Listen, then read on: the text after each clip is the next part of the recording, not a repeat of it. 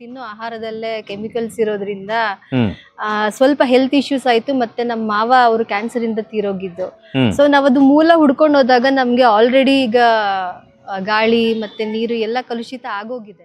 ಈ ತರ ವಿಷಯಗಳಲ್ಲಿ ಯಾಕಂದ್ರೆ ಪ್ಲಾಸ್ಟಿಕ್ ಕವರ್ ಅವ್ರಿಗೆ ಸ್ವಲ್ಪ ನೇಚರ್ ಪ್ರಿಯ, ಪ್ಲಾಸ್ಟಿಕ್ ಕವರ್ ತಗೊಂಡೋಗಬಾರ್ದು. ಮತ್ತೆ ಈಗಲೂ ಹೋಟ್ಲಲ್ಲಿ ಪಾರ್ಸಲ್ ತಂದ್ರೆ ನಾವು ಟಿಫನ್ ಬಾಕ್ಸ್ ತಗೊಂಡೋಗ್ತೀವಿ ಮನೆಯಿಂದ. ಅಂದ್ರೆ ಪ್ಲಾಸ್ಟಿಕ್ಸ್ ನ ಆದಷ್ಟು ರಿಡ್ಯೂಸ್ ಮಾಡಕ್ಕೆ. ಸೊ ಅವರು ಹೇಳೋ ಉದ್ದೇಶ ಎಲ್ಲ ಒಳ್ಳೇದೇ, ಬಟ್ ಸ್ವಲ್ಪ ನಾವು ಅನುಸರಿಸಿಕೊಂಡು ಹೋಗಿ ಸ್ವಲ್ಪ ಒಂದೊಂದ್ಸತಿ ಕಷ್ಟ ಆದ್ರೂ ಈ ತರ ಫಲಿತಾಂಶ ಬಂದಾಗ ಚೆನ್ನಾಗ್ ಅನ್ಸುತ್ತೆ. ಇಲ್ಲಿ ಟೊಮೊಟೊವನ್ನು ಬೆಳೆದಿದ್ದಾರೆ ನೋಡಿ, ಮನೆ ಪಕ್ಕ ಚಿಲ್ಲಿ ಬೆಳೆದಿರುವಂಥದ್ದು ನೋಡಿ. ಇವರಿಗೆ ಎಷ್ಟು ಇದರ ಬಗ್ಗೆ ಟ್ರೈನಿಂಗ್ ಇದೆ ಅನ್ನೋದಕ್ಕಿಂತನೂ ಕೂಡ ಇದನ್ನು ಮಾಡಬೇಕು ಅನ್ನೋಂಥ ಮನಸ್ಸಿದೆಯಲ್ಲ, ಅದು ವೆರಿ ಇಂಪಾರ್ಟೆಂಟ್ ಆಗಿದೆ. ತುಂಬ ಬಾರಿ ನಮಗೆ ಆಗಲ್ಲ ಅಂತೇಳಿ ತುಂಬ ಜನ ನಾವು ಕೈ ಕಟ್ಟಿ ಕೂರ್ತೇವೆ. ನಾನು ಯುನೈಟೆಡ್ ಅರಬ್ ಎಮಿರೇಟ್ಸ್ ಅಂದ್ರೆ ದುಬೈ ಸಿಟಿ ಇದೆಯಲ್ಲ, ಸೊ ಆ ದೇಶಕ್ಕೆ ಮತ್ತೆ ಚೈನಾ ಎರಡು ದೇಶನ ಇಂಡಿಯಾ ರೆಪ್ರೆಸೆಂಟ್ ಮಾಡಿದ್ದೆ. ಅವಾಗ ಹೋಗಿದ್ದೆ. ಥ್ರೋಬಾಲ್ ಗೇಮ್ಸ್ ಇದೆಯಲ್ಲ, ಅದು ಈಗ ಸದ್ಯದ ಸಿಚುವೇಶನ್ ಯಾವ ಸಿಚುವೇಶನ್ ಇದೆ ವರ್ಲ್ಡ್ ವೈಡ್ ಆಗಿ?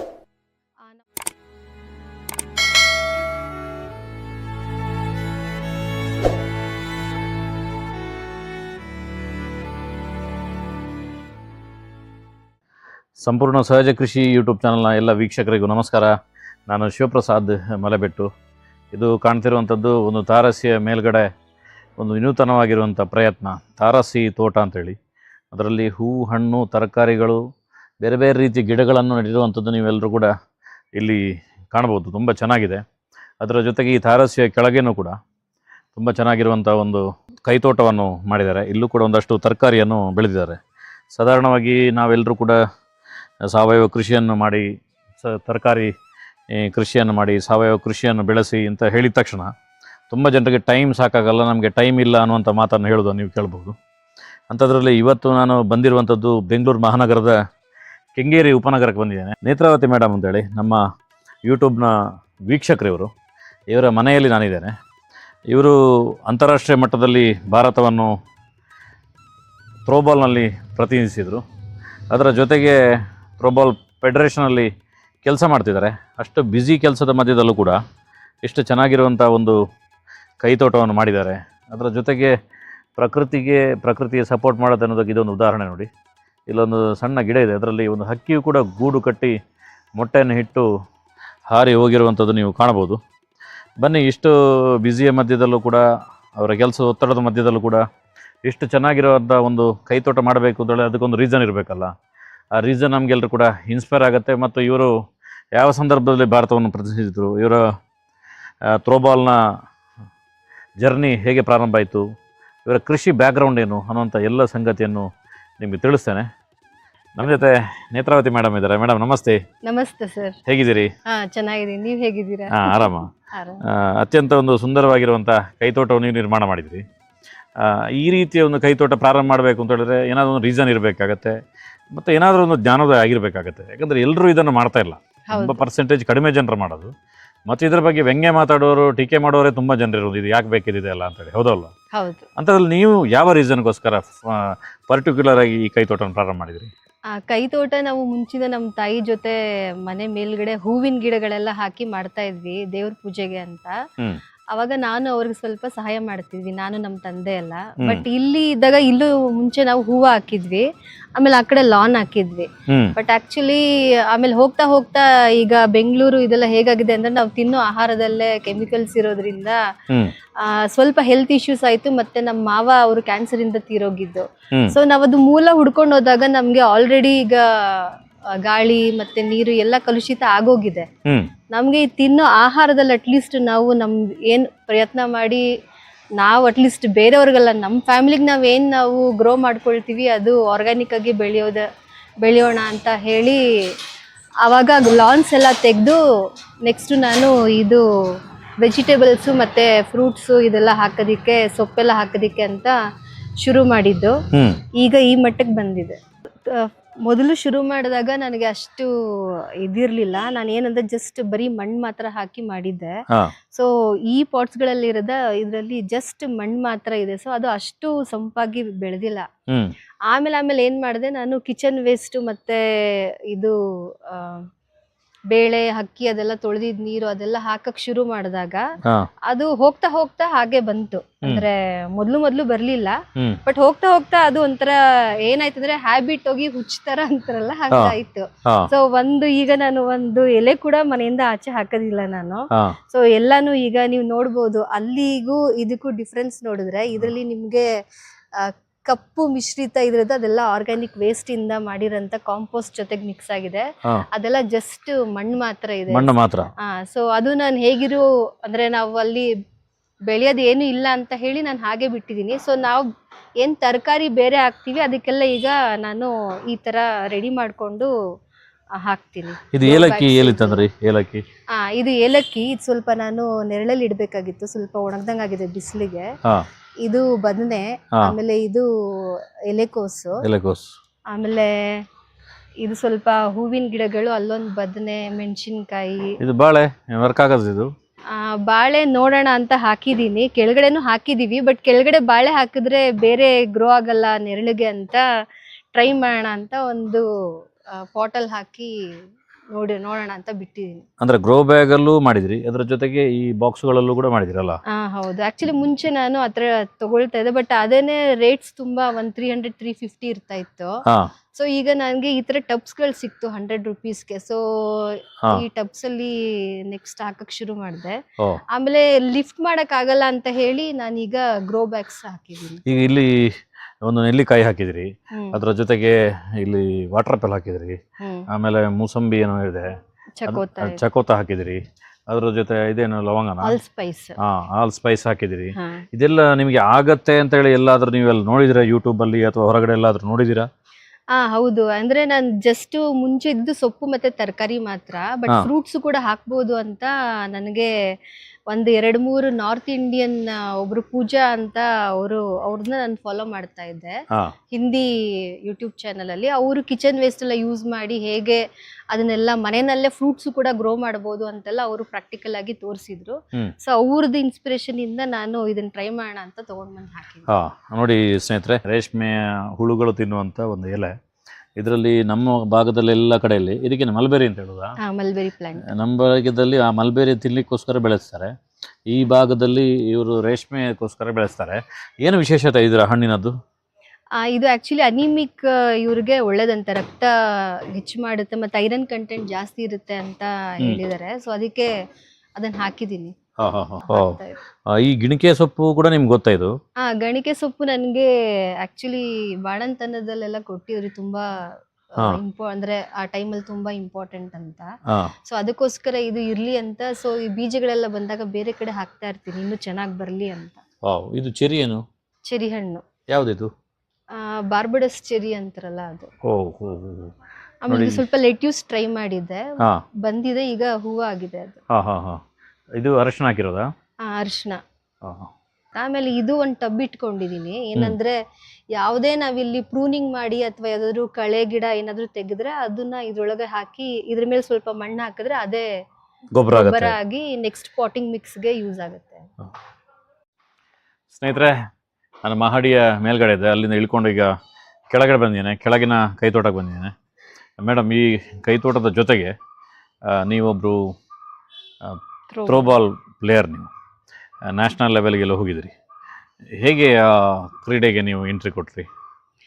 ಕ್ರೀಡೆ ಅಂದರೆ ಮುಂಚೆಯಿಂದನೂ ನಮಗೆ ತುಂಬ ಇದು ಸ್ಪೋರ್ಟ್ಸಲ್ಲಿ ಯಾವಾಗಲೂ ಅಂದರೆ ಸ್ಪೋರ್ಟ್ಸು, ಓದು ಮತ್ತು ಬೇರೆ ಆ್ಯಕ್ಟಿವಿಟೀಸಲ್ಲೂ ಆಲ್ರೌಂಡರ್ ಇದ್ದೆ. ನಮ್ಮ ತಂದೆ ಅದಕ್ಕೆಲ್ಲ ತುಂಬ ಪ್ರೋತ್ಸಾಹ ಮಾಡೋರು. ಮನೆಯಲ್ಲಿ ತುಂಬ ಪ್ರೋತ್ಸಾಹ ಇತ್ತು. ಅಂದರೆ ಬರೀ ಓದು ಅಂತ ಇರಲಿಲ್ಲ ನಮ್ಮ ತಾಯಿ ತಂದೆ ಇಬ್ರು. ಅದಾದಮೇಲೆ ನಂದು ಆ್ಯಕ್ಚುಲಿ ಬೇಸಿಕಲಿ ನಾನು ಎಲೆಕ್ಟ್ರಾನಿಕ್ಸ್ ಇಂಜಿನಿಯರು. ನಾನು ಕಾಗ್ನಿಸೆಂಟ್ ಅನ್ನೋ ಕಂಪ್ನಿನಲ್ಲಿ 10 ವರ್ಷ ಕೆಲಸ ಮಾಡಿ ಸ್ಪೋರ್ಟ್ಸಲ್ಲೂ ಇದೆ, ಅಲ್ಲೂ ಕೂಡ ಇಂಟರ್ ಕಾರ್ಪೊರೇಟ್ ಟೂರ್ನಮೆಂಟ್ಸ್ ಎಲ್ಲ ಆಡ್ತಾ ಇದ್ದೆ ಕಾಗ್ನಿಸೆಂಟ್ ರೆಪ್ರೆಸೆಂಟ್ ಮಾಡಿ.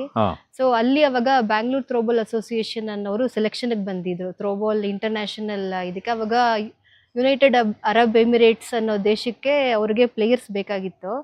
ಅವ್ರು ಸ್ಕೂಲ್ ಅವರು ಕಾಲೇಜ್ ಅವ್ರು ಎಲ್ಲ ಬಂದಿದ್ರು ಸೆಲೆಕ್ಷನ್ಗೆ. ನಾವು ಕೂಡ ಕಾರ್ಪೊರೇಟ್ ಟೂರ್ನಮೆಂಟ್ಸ್ ಹೋಗಿದ್ವಿ. ಅವಾಗ ಪ್ಲೇಯರ್ ಆಫ್ ದ ಮ್ಯಾಚ್ ಸಿಕ್ಕಿತ್ತು ನನ್ಗೆ ಕಾರ್ಪೊರೇಟ್ ಟೂರ್ನಮೆಂಟ್ಸ್ ಅಲ್ಲಿ. ಅದನ್ನ ನೋಡಿ ಅಲ್ಲಿರೋ ಒಬ್ರು ಕೋಚು ಆ ಸೆಲೆಕ್ಷನ್ಗೆ ಸೇಮ್ ಫೀಲ್ಡ್ ಅಲ್ಲಿ ಕರೆದ್ರು ನಮ್ಗೆ. ಸೊ ಅಲ್ಲಿ ಒಂದ್ 3-4 ಜನನ ಅವ್ರು ಐಡೆಂಟಿಫೈ ಮಾಡಿ ನಮ್ಮ ಕಾಗ್ನಿಸೆಂಟ್ ಇಂದ ಕರೆದಾಗ ನಾನು ಮತ್ತೆ ಇನ್ನೊಬ್ಳು ಫ್ರೆಂಡು ಅಲ್ಲಿ ಸೆಲೆಕ್ಷನ್ ಆಯ್ತು ನಮ್ಗೆ. ಸೊ ಅಲ್ಲಿಂದ ನಮ್ದು ಥ್ರೋಬಾಲ್ ಫೆಡರೇಷನ್ ಪಯಣ ಶುರು ಆಯ್ತು. ಇಂಟರ್ನ್ಯಾಷನಲ್ ಲೆವೆಲ್ನ ಬೇರೆ ಬೇರೆ ಗೇಮ್ಸ್, ಈ ಥ್ರೋಬಾಲ್ ಗೇಮ್ಸ್ಗೆ ನೀವು ಹೋದಾಗ ಅಲ್ಲಿ ಅವರ ಪರ್ಫಾರ್ಮೆನ್ಸ್, ಅವ್ರು ರೆಡಿ ಆಗುವಂಥ ರೀತಿ, ಅವರ ಸ್ಪೋರ್ಟ್ಸ್ ಮೈಂಡ್ಸೆಟ್, ಇದೆಲ್ಲ ನಿಮಗೆ ಏನು ಅನ್ಸುತ್ತೆ? ಅಂದ್ರೆ ಅದೆಲ್ಲ ಕಂಪೇರ್ ಮಾಡಿದ್ರೆ ನಮ್ಗೆ IT ಫೀಲ್ಡು ಮಾಮೂಲಿ ಇರೋರಿಗೆ ಸ್ವಲ್ಪ ಏನಂದ್ರೆ ಈ ಲುಕ್ಸ್ಗೆ ತುಂಬಾ ಇದ್ ಕೊಡ್ತಾರೆ. ಬಟ್ ಅವ್ರು ಹಾಗಲ್ಲ. ಅವರು ಊಟ ತಿಂಡಿ ಮತ್ತೆ ಡಿಸಿಪ್ಲಿನ್ ಮತ್ತೆ ಮಾಡ್ಲೇಬೇಕು ಅನ್ನೋ ಒಂದು ಛಲ ಮತ್ತೆ ಸ್ಪೋರ್ಟ್ಸ್ ಮೆನ್ ಸ್ಪಿರಿಟ್ ಅಂತಾರಲ್ಲ, ಅದು ತುಂಬಾ ಚೆನ್ನಾಗಿರುತ್ತೆ. ಸೊ ಅದು ನನ್ಗೆ ಸಿಕ್ತು ಅಲ್ಲಿ ಹೋದಾಗ. ಯಾವ ದೇಶಕ್ಕೆಲ್ಲ ಹೋಗಿದ್ರಿ ನೀವು? ನಾನು ಯುನೈಟೆಡ್ ಅರಬ್ ಎಮಿರೇಟ್ಸ್ ಅಂದ್ರೆ ದುಬೈ ಸಿಟಿ ಇದೆಯಲ್ಲ, ಸೊ ಆ ದೇಶಕ್ಕೆ ಮತ್ತೆ ಚೈನಾ 2 ದೇಶನ ಇಂಡಿಯಾ ರೆಪ್ರೆಸೆಂಟ್ ಮಾಡಿದ್ದೆ. ಅವಾಗ ಹೋಗಿದ್ದೆ. ಥ್ರೋಬಾಲ್ ಗೇಮ್ಸ್ ಇದೆಲ್ಲ, ಅದು ಈಗ ಸದ್ಯದ ಸಿಚುವೇಶನ್ ಯಾವ ಸಿಚುವೇಶನ್ ಇದೆ ವರ್ಲ್ಡ್ ವೈಡ್ ಆಗಿ? ನಮ್ದು ಸದ್ಯದ ಸಿಚುವೇಶನ್ ಅಂದ್ರೆ 60 ದೇಶದಲ್ಲಿ ನಮ್ಮ ಥ್ರೋಬಾಲ್ ಆಲ್ರೆಡಿ ಎಲ್ಲಾ ಕಡೆ ಇದಾರೆ, ಆಡ್ತಾ ಇದಾರೆ. ಬಟ್ ನಮ್ಗೇನಂದ್ರೆ ಮೇನ್ ಇವಾಗ ಫಂಡಿಂಗ್ ಪ್ರಾಬ್ಲಮ್ ಗೊತ್ತೇ ಇರುತ್ತೆ ಎಲ್ರಿಗೂ. ಮೇನ್ ಅದೇ, ಯಾವುದೇ ಒಂದು ಆಕ್ಟಿವಿಟೀಸ್ ನಡೆಸ್ಬೇಕಂದ್ರೂ ಮನಿ ಬೇಕು. ಬಟ್ ಆಸ್ ಆಫ್ ನಾವು ಹೋಗ್ತಾ ಇದೆ. ಬಟ್ ನಮ್ದು ಏನಾದ್ರೆ ಪ್ರಯತ್ನ ಒಲಿಂಪಿಕ್ಸ್ ಸೇರಿಸ್ಬೇಕು ಅಂತ ನಾವು ಅನ್ಕೋತಾ ಇದೀವಿ. ಸೊ ನಾವು ಆ ನಿಟ್ಟಿನೆಡೆಗೆ ಸ್ವಲ್ಪ ಇದ್ ಮಾಡ್ತಾ ಇದೀವಿ. ಅನ್ಕೊಳ್ಳುವಂಥದ್ದು ಎಲ್ರಿಗೂ ಇರ್ತದೆ ಸಾಧಾರಣ ಆಶಯಗಳು. ನಮ್ಗೆ ಒಲಿಂಪಿಕ್ ಅಲ್ಲಿ ಒಂದಷ್ಟು ಮೆಡಲ್ಗಳನ್ನ ಹೊಡಿಬೇಕು ಅಂತ ಇರ್ತದೆ. ಅದಕ್ಕೆ ಪ್ರಯತ್ನಗಳು ಹೇಗೆ ನಡೀತಿರ್ತದೆ? ಆ ಪ್ರಯತ್ನಗಳು ನಡೀತಾ ಇದೆ. ಯಾಕಂದ್ರೆ ಇವಾಗ ನಾನು ಸ್ಪೋರ್ಟ್ಸ್ ಫೆಡರೇಷನ್ಗೆ ವರ್ಕ್ ಮಾಡ್ತಾ ಇರೋದ್ರಿಂದ ಅಸಿಸ್ಟೆಂಟ್ ಎಕ್ಸಿಕ್ಯೂಟಿವ್ ಆಗಿ ವರ್ಕ್ ಮಾಡ್ತಾ ಇದ್ದೀನಿ ಥ್ರೋಬಾಲ್ ಫೆಡರೇಷನ್ ಆಫ್ ಇಂಡಿಯಾದಲ್ಲಿ, ಇಂಟರ್ನ್ಯಾಷನಲ್ ಥ್ರೋಬಾಲ್ ಫೆಡರೇಷನ್ ಅಲ್ಲಿ. ಸೊ ಅಲ್ಲಿ ನಮ್ಮ ಸರ್ ಡಾಕ್ಟರ್ ಟಿ ರಾಮಣ್ಣ ಅಂತ ಮತ್ತೆ ನಮ್ಮ ಜೊತೆ ಕೆಲಸ ಮಾಡುವಂತ ಸಂಪೂರ್ಣ ಅವರದೆಲ್ಲ ಸಹಕಾರದಿಂದ ನಾವೆಲ್ಲ 60 ದೇಶದಲ್ಲೂ ಇದನ್ನ ಇನ್ನು ಸ್ವಲ್ಪ ಬೆಳೆಸ್ಕೊಂಡು ಹೋಗೋದಕ್ಕೆ ಮತ್ತೆ ಫಂಡ್ಸ್ ರೈಸ್ ಮಾಡೋದಕ್ಕೆ ಪ್ರಯತ್ನ ಪಡ್ತಾ ಇದೀವಿ. ಸೊ ಆ ಫಂಡ್ಸ್ ಅರೇಂಜ್ ಆದ್ರೆ ನಮ್ಗೆ ಒಲಿಂಪಿಕ್ಸ್ಗೆ ಹೋಗೋದಕ್ಕೆ ಅನುಕೂಲ ಆಗುತ್ತೆ. ಸರ್ಕಾರದ ಸಪೋರ್ಟ್ಗಳಲ್ಲಿ ಹೇಗಿದೆ? ಸರ್ಕಾರದ್ದು ಮಾಮೂಲಿ ಮಿನಿಮಮ್ ಇರುತ್ತೆ ಸರ್. ಅಂದ್ರೆ ಇದಕ್ಕೆ ಮೇನ್ ಫಂಡಿಂಗ್ ಪ್ರಾಬ್ಲಮ್ ಇರೋದ್ರಿಂದ 60 ಕಂಟ್ರಿನಲ್ಲಿ ಮತ್ತೆ ನಮ್ಮ ದೇಶದಲ್ಲಿ ಇಡೀ ಡಿಸ್ಟ್ರಿಕ್ಟ್ ಲೆವೆಲ್ಲು ಎಲ್ಲ 28 ಸ್ಟೇಟ್ಸ್ ನಲ್ಲೂ ಕೂಡ ಇದೆ. ಈ ಇಡೀ ಸ್ಟೇಟ್ ನಲ್ಲಿ ಎಲ್ಲಾ ಡಿಸ್ಟ್ರಿಕ್ಟ್ ಲೆವೆಲ್ ಅಲ್ಲೂ ಇದೆ ನಮ್ ಗೇಮ್. ಬಟ್ ಏನಂದ್ರೆ ಫಂಡಿಂಗ್ ಪ್ರಾಬ್ಲಮ್ ಇಂದ ನಮ್ಗೆ ಮುಂದೆ ಹೋಗಕ್ ಆಗ್ತಾ ಇಲ್ಲ. ನೋಡಿ ಸ್ನೇಹಿತರೆ, ಅಷ್ಟು ಬ್ಯುಸಿಯ ಮಧ್ಯದಲ್ಲೂ ಕೂಡ ಅವರಿಗೂ ಕೂಡ ಒಂದು ಅವೇರ್ನೆಸ್ ಬಂದಿದೆ ನೋಡಿ. ಯಾಕೆಂದರೆ ಅದರಲ್ಲಿ ಸ್ಪೋರ್ಟ್ಸ್ ಫೀಲ್ಡ್ಗೆ ಹೋಗ್ತಿದ್ದಕ್ಕೆ ಅಲ್ಲಿ ನ್ಯೂಟ್ರಿಷನ್, ಫುಡ್ಡು, ಕೆಮಿಕಲ್ಸ್ ಇದರ ಬಗ್ಗೆ ಎಲ್ಲ ತುಂಬ ಚರ್ಚೆಗಳಾಗತ್ತೆ. ಆ ಕಾರಣಕ್ಕೋಸ್ಕರ ಅವರಿಗೆ ಈ ರೀತಿ ಒಂದು ಅವೇರ್ನೆಸ್ ಬಂದಿದೆ ಅಂತ ಅಂದ್ಕೊಂಡಿದ್ದೆ ನೋಡಿ. ಹಾಗಲಕಾಯಿಯನ್ನು ಕೂಡ ಬೆಳೆದಿದ್ದಾರೆ, ಅದರ ಜೊತೆ ವೀಳ್ಯದ ಎಲೆಯನ್ನು, ಆ ಕಡೆ ನಿಮಗೆ ಕಾಣ್ತಿರ್ಬೋದು ಬಾಳೆ, ಒಂದು 2 ವೆರೈಟಿಯ ಬಾಳೆ, ಇಲ್ಲಿ ಟೊಮೊಟೊವನ್ನು ಬೆಳೆದಿದ್ದಾರೆ ನೋಡಿ. ಮನೆ ಪಕ್ಕ ಚಿಲ್ಲಿ ಬೆಳೆದಿರುವಂಥದ್ದು ನೋಡಿ. ಇವರಿಗೆ ಎಷ್ಟು ಇದರ ಬಗ್ಗೆ ಟ್ರೈನಿಂಗ್ ಇದೆ ಅನ್ನೋದಕ್ಕಿಂತನೂ ಕೂಡ ಇದನ್ನು ಮಾಡಬೇಕು ಅನ್ನೋಂಥ ಮನಸ್ಸಿದೆಯಲ್ಲ, ಅದು ವೆರಿ ಇಂಪಾರ್ಟೆಂಟ್ ಆಗಿದೆ. ತುಂಬ ಬಾರಿ ನಮಗೆ ಆಗಲ್ಲ ಅಂತೇಳಿ ತುಂಬ ಜನ ನಾವು ಕೈಕಟ್ಟಿ ಕೂರ್ತೇವೆ, ಅಥವಾ ಇನ್ಯಾರಾದರೂ ಮಾತಾಡುವಾಗ ಇನ್ಯಾರಾದ್ರು ಮಾಡುವಾಗ ವ್ಯಂಗ್ಯ ಮಾಡ್ತೇವೆ, ಟೀಕೆ ಟಿಪ್ಪಣಿ ಇಂಥದ್ದೆಲ್ಲ ಮಾಡ್ತೇವೆ. ಆದರೆ ಅದಕ್ಕೆ ಮೂಮೆಂಟ್ ಆಗೋದು ವೆರಿ ಇಂಪಾರ್ಟೆಂಟ್ ನೋಡಿ. ಮೆಂತ್ಯ ಸೊಪ್ಪನ್ನು ಗ್ರೋ ಬ್ಯಾಗಲ್ಲಿ ಬೆಳೆದಿರುವಂಥದ್ದು, ಕೊತ್ತಂಬರಿ ಸೊಪ್ಪನ್ನು ಹಾಕಿರುವಂಥದ್ದು, ಇಲ್ಲಿ ಪಾಲಕ್ ಸೊಪ್ಪನ್ನು ಹಾಕಿದ್ದಾರೆ, ಅದರ ಜೊತೆಗೆ ಮೆಣಸು, ಟೊಮೆಟೊ, ಬೇರೆ ಬೇರೆ ರೀತಿಯ ಬೆಳೆಗಳನ್ನು ಬೆಳೆದಿದ್ದಾರೆ. ಮನೆ ಎದುರುಗಡೆ ತುಂಬ ಹಸಿರಾಗಿದೆ, ತುಂಬ ಚೆನ್ನಾಗಿದೆ. ಅದರ ಜೊತೆಗೆ ಇಲ್ಲೂ ಕೂಡ ಒಂದು ರಟ್ನ ಬಾಕ್ಸಲ್ಲಿ ಯಾವುದೋ ಒಂದು ಸೊಪ್ಪನ್ನು ಹಾಕಿದ್ದಾರೆ. ಅದರ ಜೊತೆಗೆ ಇದು ಕರಿಮುಂಡಿ ಅಂತೇಳಿ, ಇದು ಸ್ವಲ್ಪ ಆಯುರ್ವೇದಿಕ್ ಹತ್ತಿರ ಇರುವಂಥದ್ದು ನೋಡಿ ಸ್ನೇಹಿತರೆ. ಒಂದು ವಿಶೇಷವಾಗಿರುವಂಥ ದಾಸವಾಳ ತುಂಬ ಚೆನ್ನಾಗಿದೆ. ಯಾವ್ದು ಮೇಡಮ್ ಇದು? ಎಲ್ಲಿಂದ ತಂದಿದ್ದು? ಭಾರಿ ಚೆನ್ನಾಗಿದೆ ಅಲ್ಲ. ಇದು ನರ್ಸರಿಯಿಂದ ತಂದು ಹಾಕಿದ್ವಿ. ಅಂದ್ರೆ ಇದು ಯೂಶಲಿ ನೋಡಿದ್ರೆ ಇದ್ರ ಎಲೆಗಳು ಕೂಡ ಡಿಫ್ರೆಂಟ್ ಆಗಿ ಬೇರೆದಕ್ಕಿಂತ ಹೌದು ಅದೇ ಉದ್ದಕ್ಕಿರುತ್ತೆ, ಇದು ಸ್ವಲ್ಪ ರೌಂಡ್ ಇದೆ. ಇದು ನಾನು ಏನಂದ್ರೆ ಕಾಂಪೋಸ್ಟ್ ಮಾಡ್ಬೇಕಂದ್ರೆ ಸ್ವಲ್ಪ ನಮ್ದು ಗಾರ್ಡನ್ ವೇಸ್ಟ್ ಏನಿರುತ್ತೆ ಅದಕ್ಕೆ ಮತ್ತೆ ಕಿಚನ್ ವೇಸ್ಟ್ ಡೈಲಿ ಏನ್ ನಮ್ದು ಬರುತ್ತೆ ಅದನ್ನೆಲ್ಲ ಸೇರಿ ಇಲ್ಲಿ ಡಂಪ್ ಮಾಡಿರ್ತೀನಿ. ಸೊ ಒಂದೊಂದ್ ಲೇಯರ್ ಮೇಲೂ, ಯಾಕಂದ್ರೆ ನನ್ಗೆ ತುಂಬಾ ಮಣ್ಣು ಪ್ರಾಬ್ಲಮ್ ಇರೋದ್ರಿಂದ ಎಲ್ಲಾ ಕಡೆಯಿಂದನೂ ತಂದು ಹಾಕೋದಿಕ್ಕಾಗಲ್ಲ, ಮತ್ತೆ ಪೂರಾ ಮಣ್ಣಿಂದನೂ ಕೂಡ ಚೆನ್ನಾಗಿ ಬರೋದಿಲ್ಲ ಗಿಡಗಳು. ಸೊ ಒಂದೊಂದ್ ಲೇಯರ್ಗೂ ಒಂದೊಂದ್ಸತಿ ಮಣ್ಣು ಹಾಕಿ ಈ ತರ ಅದನ್ನ ಕುಳಿಯೋಕ್ ಬಿಟ್ಟು ಒಂದು 3 months 4 months ಇದ್ರೆ ನಂದು ನೆಕ್ಸ್ಟ್ ಗ್ರೋ ಬ್ಯಾಗ್ ತಂದಾಗ ಇದು ಒಂದು 10 ರಿಂದ 15 ಗ್ರೋ ಬ್ಯಾಗ್ಗೆ ನನಗೆ ಮಣ್ಣು ಸಿಗುತ್ತೆ ಅದಕ್ಕೆ ಗಿಡ ಬೆಳೆಸೋದಕ್ಕೆ. ಸೊ ಆ ರೀತಿ ನಾನು ಹೆಚ್ಚು ಮಾಡ್ಕೊಳ್ತೀನಿ ಮಣ್ಣನ್ನ ಮತ್ತೆ ಗೊಬ್ಬರ. ವಾವ್, ನೋಡಿ ಸ್ನೇಹಿತರೆ, ಶ್ರೀಗಂಧ ಬೆಳೆದಿದೆ. ನೆಟ್ಟಿದೆ ಮೇಡಮ್, ಬೆಳೆದಿದೆ ಇದು? ಇಲ್ಲ, ಅದು ಅದಾಗದೆ ಬಂದಿದೆ. ಅದನ್ನ ಸ್ವಲ್ಪ ಪ್ರೂನ್ ಮಾಡಿ ಮೇಲಕ್ಕೆ ಹೋಗೋ ತರ ಮಾಡಿದೀವಿ. ಅಲ್ಲ, ಇದ್ರ ಜೊತೆಗೆ ಸ್ವಲ್ಪ ಮೆಣಸು ಹಬ್ಸಿದೆ, ಕಾಳು ಮೆಣಸು ಹಬ್ಸಿದ್ರಿ, ಹೌದು. ಅದು ಚೆನ್ನಾಗಿದೆ. ಅದರ ಜೊತೆಗೆ ನೋಡಿ ಸ್ನೇಹಿತರೆ, ಒಂದು ಸಣ್ಣ ಗೋಣಿಯಲ್ಲಿ ಶುಂಠಿಯನ್ನು ಹಾಕಿರೋದು ನೋಡಿ. ಮನೆಗೆ ಬೇಕಾದಂಥ ಶುಂಠಿಯನ್ನು ಕೂಡ ಇಲ್ಲಿ ಬೆಳೆದಿದ್ದಾರೆ. ಅದರ ಜೊತೆಗೆ ಒಂದು ಜೇನು ಪೆಟ್ಟಿಗೆಯನ್ನು ಕೂಡ ಇಟ್ಟಿದ್ದಾರೆ. ನಮ್ಮದು ಎಕರೆಗಟ್ಟಲೆ ಜಾಗ ಇರೋರು ಎಷ್ಟೋ ಜನರು ನಾವು ಜೇನನ್ನು ಯಾವುದೋ ಅದು ಬೇಕು ಇದು ಬೇಕು ಅಂತೇಳಿ ಮಲ್ಟಿನ್ಯಾಷನಲ್ ಕಂಪ್ನಿಗಳಿಂದ ತೊಗೊಳ್ತೀವಿ. ಅದರಲ್ಲೂ ಇವರು ಜೇನನ್ನು ಮನೆಯಲ್ಲಿ ತಯಾರಿಸ್ತಾರೆ. ಅದರ ಜೊತೆಗೆ ಈಗ ನಮ್ಮಲ್ಲಿ ಸುಂಡೆ ಹಣ್ಣು ಅಂತ ಹೇಳ್ತಾರೆ, ಅಥವಾ ಕುದಾನೆ ಅಂತ ಹೇಳ್ತಾರೆ, ಕಾಡು ಬದನೆ ಅಂತ ಹೇಳ್ತಾರೆ. ಇದು ಕೂಡ ಪಲ್ಯ ಮಾಡಲಿಕ್ಕೆ ಆಗ್ತದೆ, ನ್ಯಾಚುರಲ್ ಆಗಿರುವಂಥದ್ದು.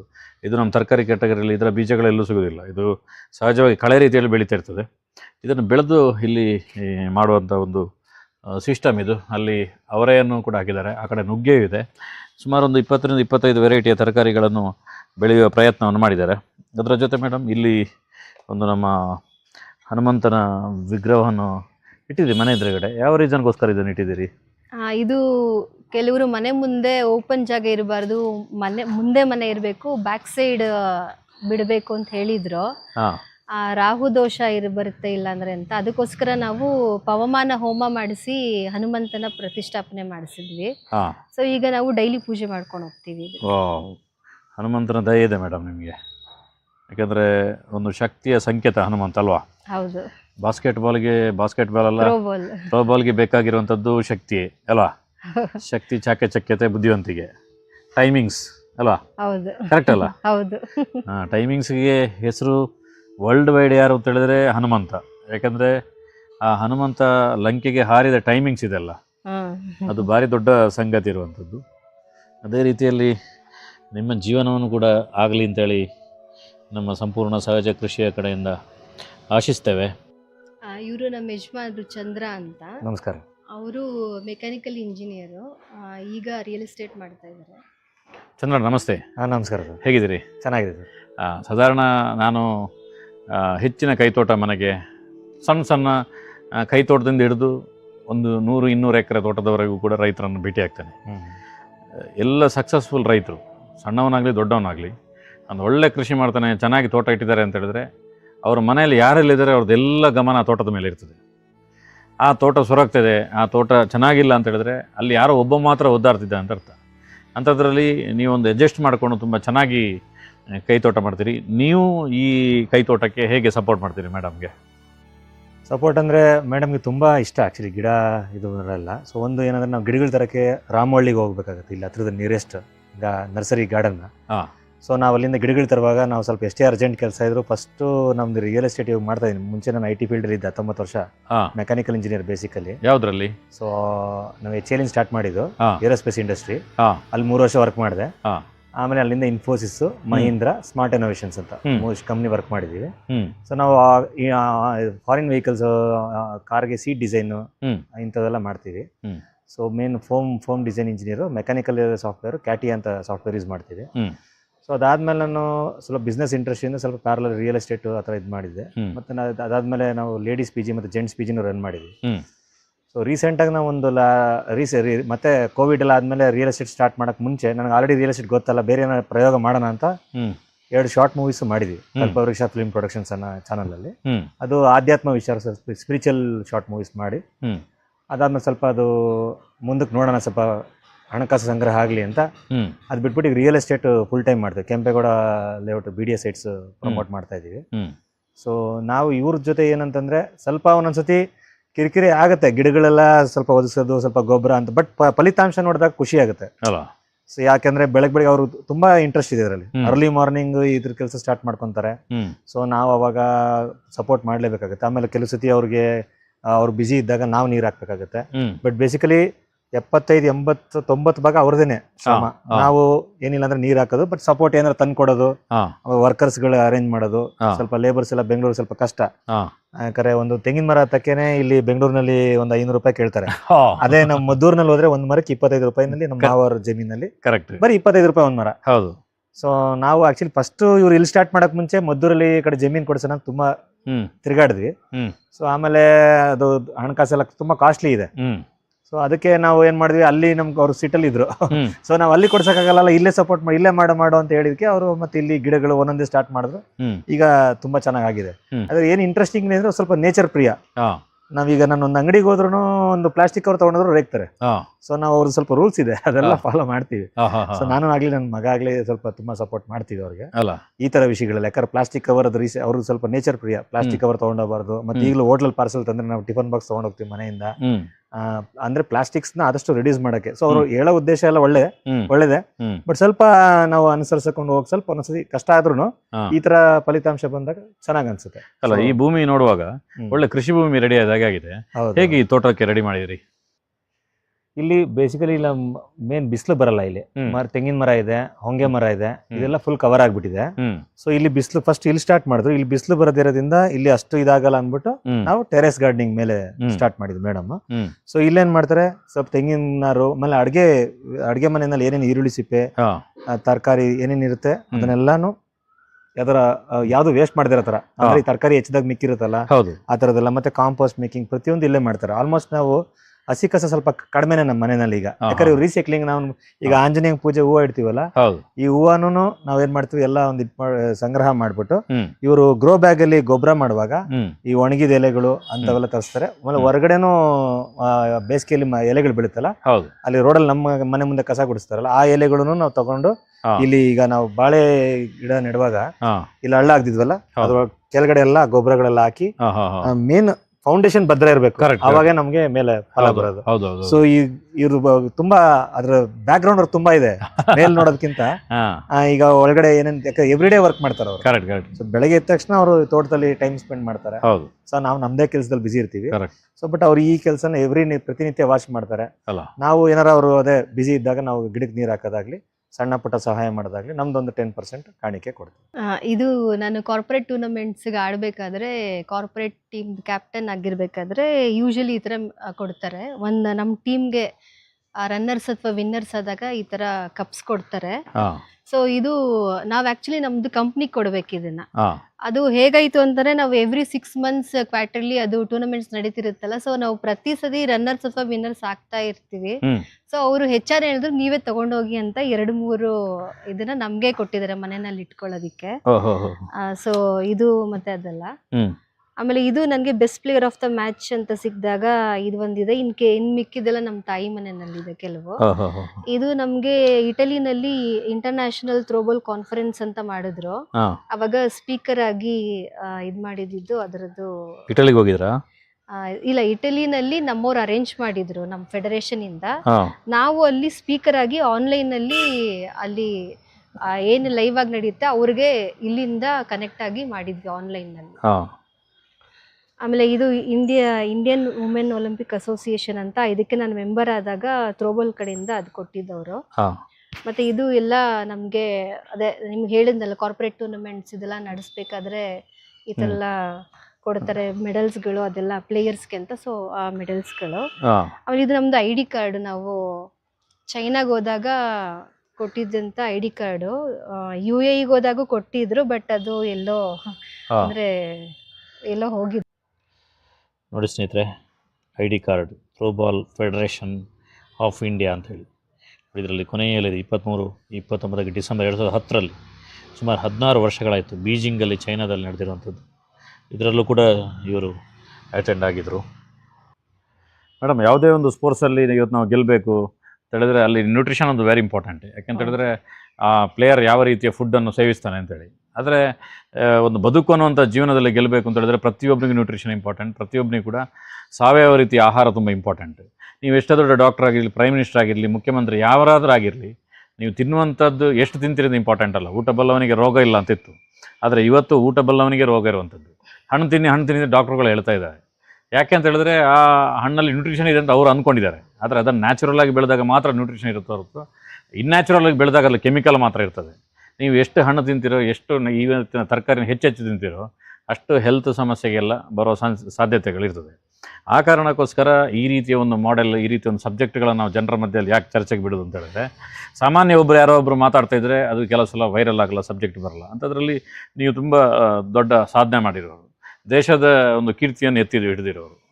ಈ ಮಧ್ಯದಲ್ಲಿ ನಾವು ಈ ರೀತಿಯ ಕಂಟೆಂಟನ್ನು ಕೊಡುವಂಥದ್ದೇ ಈ ಕಾರಣಕ್ಕೋಸ್ಕರ. ನೀವು ಎಷ್ಟು ಇಲ್ಲಿ ತರಕಾರಿ ಬೆಳೆದಿದ್ದೀರಾ, ನಿಮ್ಗೆ ಎಷ್ಟು ಗ್ರೋ ಬ್ಯಾಗ್ಗೆ ಮಣ್ಣು ಹಾಕಕ್ಕೆ ಬರುತ್ತೆ ಅನ್ನೋದಕ್ಕಿಂತನೂ ಕೂಡ ಇದು ಮಾಡೋಕ್ಕೆ ಪ್ರಾರಂಭ ಮಾಡಿದ್ದೀರಾ, ಬಿಗಿನಿಂಗ್ ಪ್ರಾರಂಭ ಮಾಡಿದ್ದೀರಾ, ಇದು ಕಂಟಿನ್ಯೂ ಆಗಿ ತುಂಬ ಚೆನ್ನಾಗಾಗುತ್ತೆ. ಇದು ತುಂಬ ಜನರಿಗೆ ಬೆಂಗಳೂರು ಸಿಟಿಯಲ್ಲಿರುವಂಥ ಎಷ್ಟೋ ಮಹಿಳೆಯರಿಗೆ ಪ್ರೇರಣೆ ಆಗುತ್ತೆ. ಖಂಡಿತವಾಗಿ ಒಂದು 10 ಕಾಲ್ ನಿಮಗೆ ಬಂದೇ ಬರುತ್ತೆ ಈ ವಿಡಿಯೋ ಬಿಡುಗಡೆ ಆದಮೇಲೆ.